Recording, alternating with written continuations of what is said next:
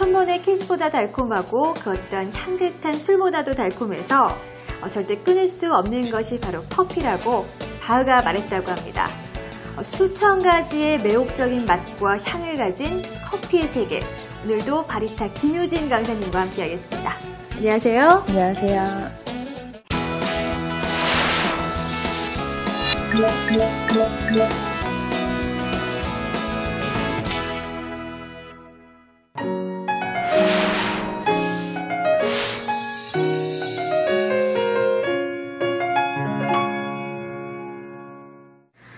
자, 본격적으로 바리스타 강좌 시작하겠습니다. 지난 시간에는요, 로스팅에 대한 내용을 자세히 배워봤었는데요. 오늘은 또 어떤 내용을 준비해 오셨는지 기대가 되네요. 네, 오늘은 로스팅 기계를 이용한 로스팅을 해보려고 합니다. 네. 자, 지난 시간에 로스팅에 대해서 잠시 언급을 한 적이 있었는데요.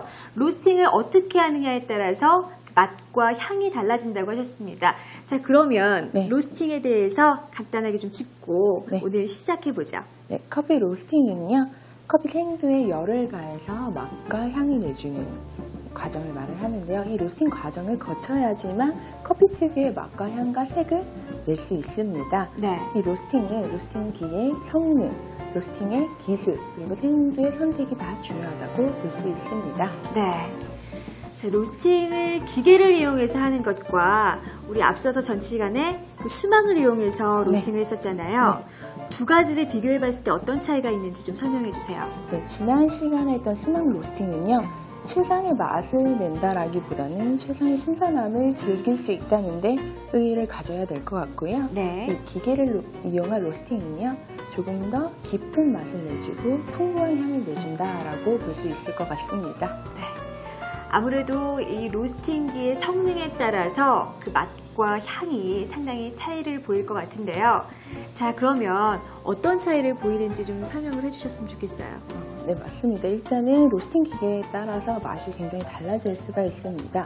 그래서 그냥 아무 준비도 없이 기계를 선택했다라고 해서 나중에 내가 생각했던 로스팅 기계의 특성과 맞지 않아 라고 해서 간단히 바꿀 수 있는 건 아니기 때문에요.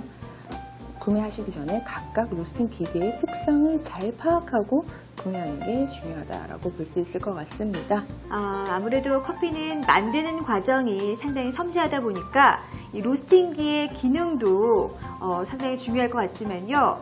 다루는 기술 또한 상당히 중요할 것 같아요. 네, 어떤가요? 맞습니다. 네, 로스팅은요, 한두 번 만에 완벽하게 습득할 수 있는 기술이 아니기 때문에요. 여러 번 테스트 과정을 거쳐야만 하고요. 로스팅 할 때마다 일지를 작성을 해두는 게 좋습니다. 그렇게 해서 생두의 특성에 맞춰서 로스팅 포인트를 잡고요. 항상 일정하게 그 로스팅 포인트를 맞춰서 로스팅을 해주는 게 중요하다고 볼 수 있습니다. 네. 자, 어느 때나 가장 중요한 것은 반복 학습이 무엇보다 기술을, 습득력을 늘릴 수 있는 방법이 아닐까라는 생각이 듭니다. 로스팅기의 성능도 중요하지만 로스팅기를 잘 다루는 섬세한 기술이야말로 무엇보다 중요하다는 사실을 배웠습니다. 자, 그러면 로스팅기의 종류도 굉장히 여러 가지로 나뉠 것 같아요. 네. 어떻습니까? 네, 맞습니다. 먼저 지난 시간에 설명드렸던 로스팅 기계의 방식에 따른 종류로는요, 직화식, 반열풍식, 열풍식으로 분류를 할 수가 있고요. 그리고 열원으로도 나눌 수가 있는데요. 네. 열원에 따른 분류로는 전기, 가스, 숯, 적외선 등이 있습니다. 하지만 최근에는 전기와 가스를 이용한 로스팅 기계가 가장 많이 사용됩니다. 네. 그럼 로스팅할 원두의 양이 적을 때에는 네.